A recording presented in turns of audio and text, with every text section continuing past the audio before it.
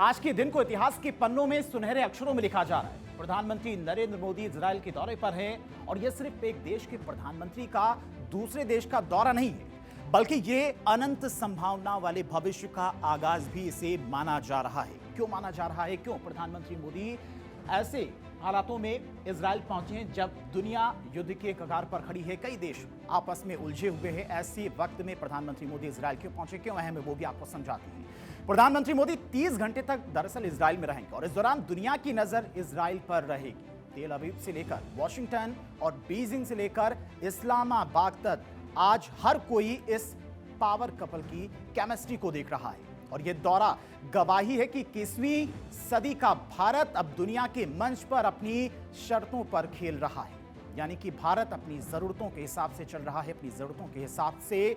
जो देश कठिन परिस्थितियों में, कठिन समय में भारत के साथ में खड़े रहते हैं, उन देशों के साथ में भारत अपने रिश्ते बेहतर कर रहा है, ना कि मजबूत भी करता जा रहा है। प्रधानमंत्री मोदी इजराइल पहुंचे तो वहां से पावरफुल तस्वीरें आनी शुरू हो गई। आपको वो तस्वीरें भी दिखाते हैं किस तरह से प्रधानमंत्री मोदी का स्वागत करने के लिए बेंजामिन नेतन्याहू पहुंचे थे तेल अवीव के एयरपोर्ट पर। ये तस्वीरें आप देखिए किस तरह से दोनों लोग गले मिलते हैं और हंसते मुस्कुराते, जैसे कोई पुराना यार, पुराना दोस्त मिल गया हो। दोस्ती की कई तस्वीरें भी देखी होंगी जिस तरह से बेंजामिन नेतन्याहू ने प्रधानमंत्री मोदी का स्वागत किया। उनके पहुंचने से पहले उन्होंने सोशल मीडिया पर एक पोस्ट भी किया था प्रधानमंत्री मोदी को लेकर, जिसमें हिंदी में नमस्ते लिखा था और जो वहां की हुब्रू भाषा है उसमें सलाम लिखा था। तो खुद एयरपोर्ट पर रिसीव करने के लिए प्रोटोकॉल को तोड़कर बेंजामिन नेतन्याहू पहुंचे थे और साथ में उनकी पत्नी भी मौजूद थी। तो आप समझ सकते हैं कि रिश्ता कितना मजबूत हो रहा है भारत और इजराइल का। आपको याद होगा कि ऑपरेशन सिंदूर के समय में भी इजराइल ने खुलकर भारत का समर्थन किया था और सैन्य मदद की भी पेशकश की थी। चाहे पाकिस्तान से युद्ध हो या फिर चाइना के साथ में भारत का जब युद्ध हुआ हो, समय समय पर इजराइल भारत की मदद करता रहता है।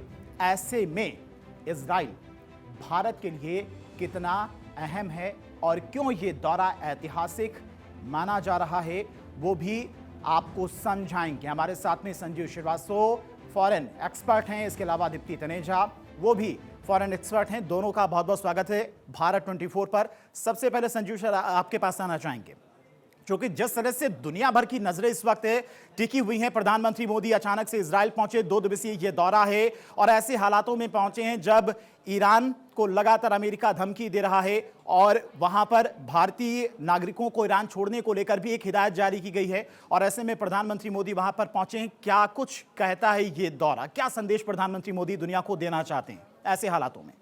देखिए, भारत के प्रधानमंत्री श्री नरेंद्र मोदी का ये जो इजराइल का दूसरा दौरा है, ये बेहद महत्वपूर्ण है। और जैसा कि आपने स्वयं कहा कि ये दौरा एक ऐसे समय पर हो रहा है कि जब मिडिल ईस्ट रीजन में एक गहरा तनाव की स्थिति व्याप्त है और यूनाइटेड स्टेट्स ऑफ अमेरिका और ईरान के बीच में कभी भी कोई कन्फ्रंटेशन, कोई भी कॉन्फ्लिक्ट छिड़ सकता है।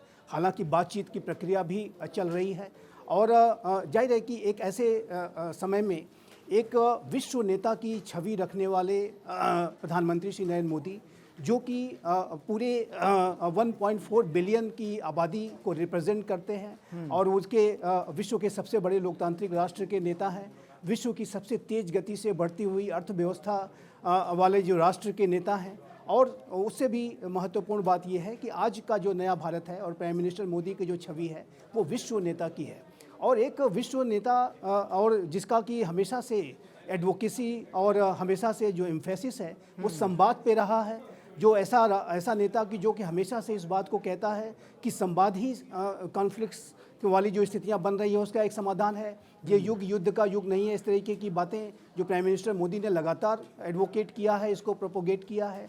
जाहिर है कि एक ऐसे विश्व नेता की छवि रखने वाले राष्ट्र की इस परिस्थितियों में जो यात्रा है वो एक सकारात्मक संदेश देगी।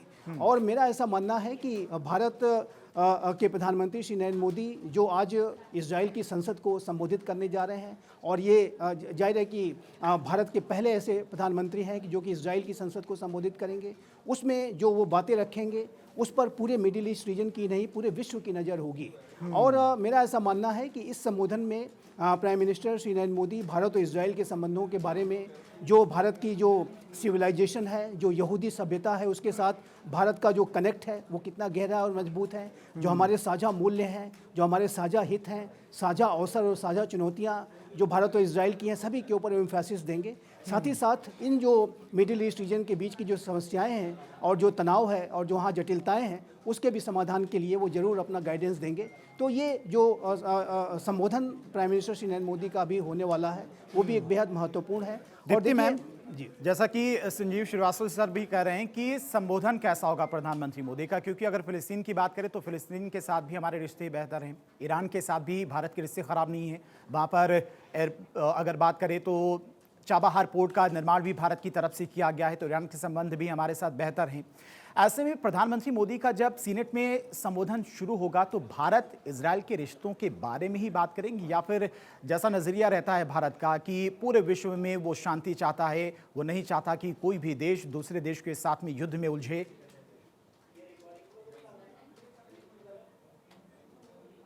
ओके, हाँ जी, बिल्कुल वीरेंद्र, नमस्कार, जय हिंद। भारत हमेशा वासुदेव कुटुंबकम के एक माध्यम से आगे बढ़ता है। वो पूरे विश्व में एक शांति का प्रदेश, एक बुद्ध प्रधान देश, हम हमेशा शांति के प्रति एक शांति के दूत की तरह बन के जाते हैं। तो ऐसा हो ही नहीं सकता है कि भारत केवल अपने और इजराइल के रिश्तों के बारे में बात करें।